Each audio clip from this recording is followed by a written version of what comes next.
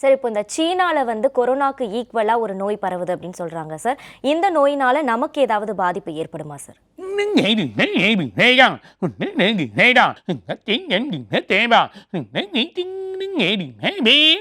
கண்டிப்பாக தமிழ்நாட்டில் 1-2 வரலாம். ஆனால் கேரளா அதே மாதிரி நம்ம சுகாதாரம் நல்ல வழிமுறைகள் பண்ணோம்.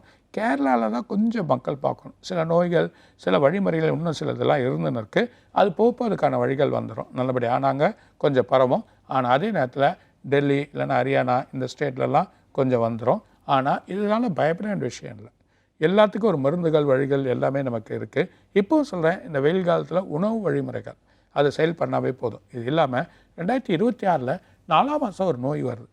அந்த நோய் சில இடத்துலலாம், அதுவும் யூரோப் கண்ட்ரிலாம் ரொம்ப ஒரு குழப்பத்தை ஏற்படுத்திடும். திரும்பவும் சைனாவில் பிரச்சனையை ஏற்படுத்தும்.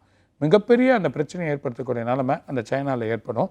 அதனால் மக்கள் கொஞ்சம் பீதி அடைவாங்க. ஆனால் பிரச்சனை வராது. அதனால் பயப்பட வேணாம். நம்ம மருந்துகள் நம்ம பிள்ளைகள் வளம், அதாவது உடலை வந்து ஸ்ட்ரென்த் பண்ணுறதுக்கு வழி என்ன முறைகள் இருக்கோ அதை செஞ்சாவே போதும். அதனால் இந்த நோய்களை பற்றி நம்ம பயப்பட வேணாம்.